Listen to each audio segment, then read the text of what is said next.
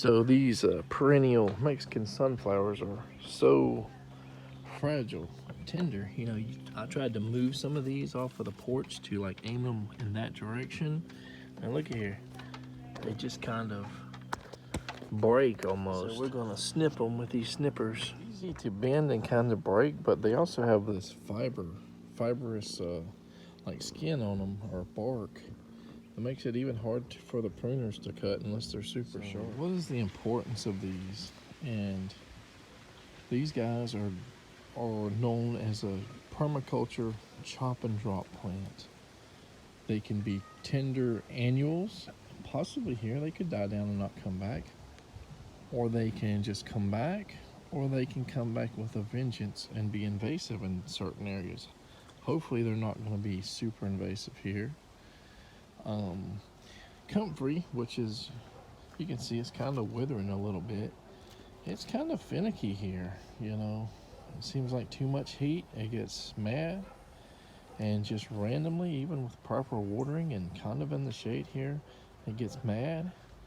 People plant this as like an understory plant under oak trees and stuff, and they say, you know, this here could be a better option for chop and drop than comfrey. So I clipped it pretty good. Got a few of the little small leaves that I kept at the top. So when you put this in the ground, even for fairly soft soil, I would not recommend just pushing it down and, you know, allowing it to make its own hole. Use something like a piece of rebar, tap into the ground. You go pretty deep so you can catch, you know, possible areas where it will root. If you just put it in the ground, push it in, sometimes it just rots and dies. And this right here is going to be hit or miss because it's pretty green growth. But I've had 2 or 3 just fail, and I've had like 1 or 2 succeed. And with this more greenish growth, without like them aerial roots or whatever on them, it's probably going to be like a 30 to 50% chance maybe of it surviving. But it was broken anyway, so we clipped it. You don't even call these aerial roots, but there's like these areas that are more brown, and they have like this these like growth sections, like little sticky spine like things, and it seems like when they have them in the ground, they seem to root better, at least in my very limited experience with the rebar here. I just jammed it into the ground as hard as I could, and might have got 2 foot, maybe 1.5 foot. Don't really like the length, so I'm going to use this smaller one for here. Maybe I'll find some ground that I can get a little bit further down with when I do the other piece. There we go. We'll see if it comes up. This is a much older piece. I'm not sure if it's going to root. We probably could have just cut it in half and tried 2, but we put it in a different area, got it a little bit further down. I'm going to kind of put some pressure here around the hole and hope it rains. Unfortunately, I think all of my sugar cane died. I mean, here's the remnants of some of it.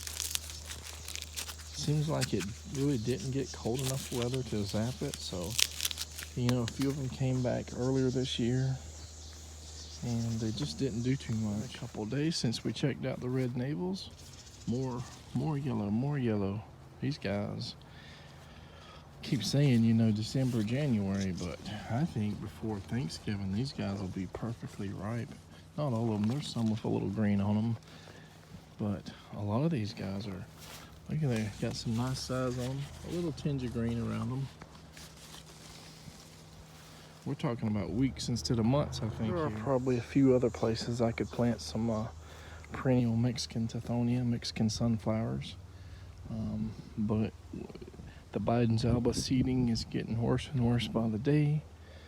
We need them to go away. We need a good freeze to wipe the green out, you know, back down to the ground, so we can get back into those areas, you know, without ruining all of our shoes and clothing, and start planting again.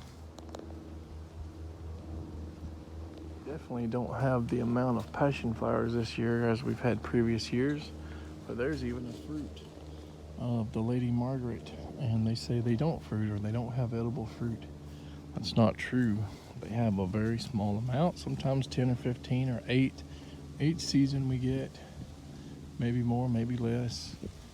But the pollination is what makes more seeds and the gel substance inside of them more or less prevalent. So they do have some pollination from the 3 or 4 varieties that we got, maybe 5 now since we introduced Maypop. They're just hard, for whatever reason, they're hard to get pollinated, and it's edible, it's sweet. It's just not enough to make it worthwhile. The small amount of citronellas that we're getting this year is just nothing compared to what it was last year.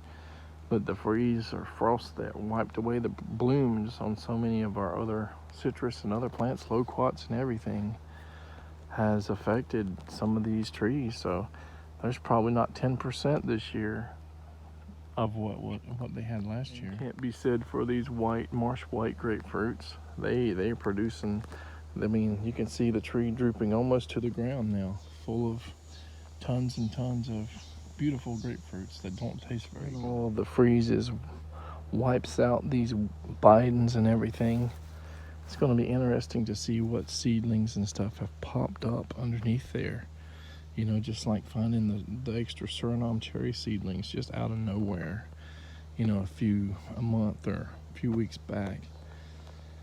So that is always fun and exciting.